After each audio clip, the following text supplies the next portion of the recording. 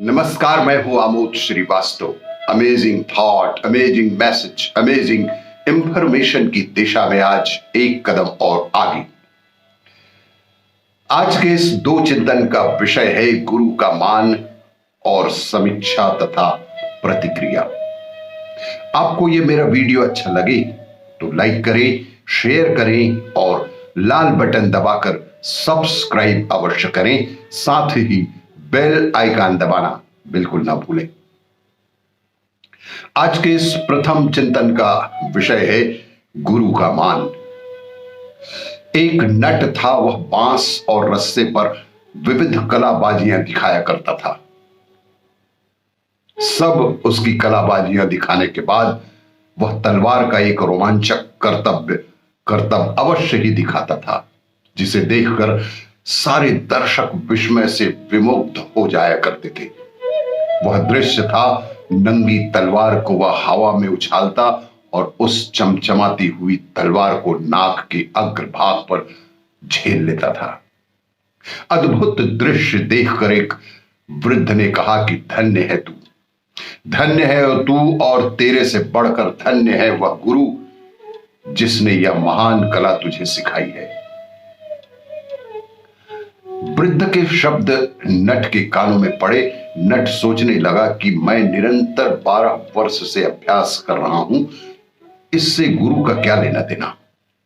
मेहनत मेरी और प्रशंसा गुरु की। उसने वृद्ध से कहा कि आप मेरी प्रशंसा ना करके गुरु की प्रशंसा क्यों कर रहे हैं। वृद्ध ने कहा कि वत्स, श्रेय तो गुरु को ही दिया जाता है। उन्हीं के पुण्य प्रभाव से शिष्य कला प्रदर्शित कर सकता है और सफलता पूर्वक अपने कार्य को निपटा सकता है। अभिमानी नट ने कहा, तो आप मेरी प्रशंसा नहीं करेंगे। वृद्ध ने कहा कि तुम पुनः अपनी कला दिखाओ, मैं तुम्हारी प्रशंसा अवश्य ही करूंगा। नट ने अभिमान के साथ तलवार आकाश में उछाली और ज्यों ही उसने उसे नाक पर झेलना चाहा, वह चूक गया और खट से उसकी नाक कट ही गई। वृद्ध ने नट से कहा कि देख वत्स, शिष्य नहीं गुरु बड़ा होता है। गुरु का अपमान करने का फल तू अब भोग रहा है और भविष्य में कभी भी गुरु का अपमान मत करना। इसका परिणाम बेहद बेहद तकलीफदायक हो सकता है। आज के इस दूसरे चिंतन का विषय है समीक्षा और प्रतिक्रिया। नगर में एक वैद्य रहा करते थे। वे अपने चिकित्सा आश्रम में ही रोगियों का इलाज करते थे। एक बार एक सेठ अपने बच्चे को दिखाने वैद्य के पास पहुंचा।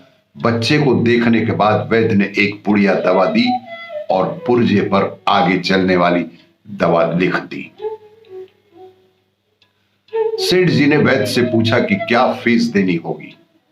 वैद्य ने कहा कि आप मुझे 100 सोने की अशर्फियां दे दीजिए। यह बात पास बैठा दूसरा मरीज सुन रहा था, जो बेहद गरीब था। उसने सोचा कि इतनी फीस मैं कैसे दे पाऊंगा।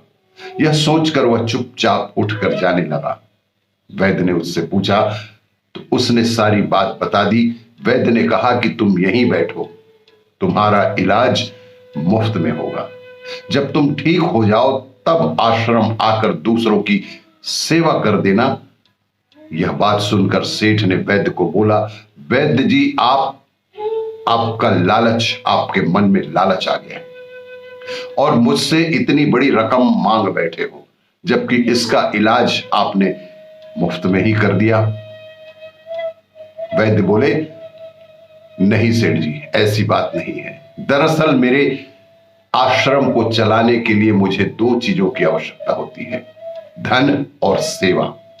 जिस व्यक्ति के पास जो चीज होती है मैं उससे वही मांगता हूं। आपके पास धन तो है तो मैं आपसे धन मांग लूंगा, और इस व्यक्ति के पास धन नहीं है, इसलिए आश्रम में अपनी सेवा प्रदान करने के लिए इसे मैं कह रहा हूं।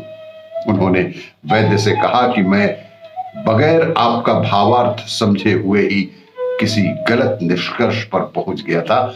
हमें दूसरों के निर्णय पर प्रतिक्रिया से पहले उसकी एक बार समीक्षा जरूर ही कर लेनी चाहिए। आपको यह मेरा वीडियो अच्छा लगे तो लाइक करें, शेयर करें और सब्सक्राइब अवश्य करें। धन्यवाद।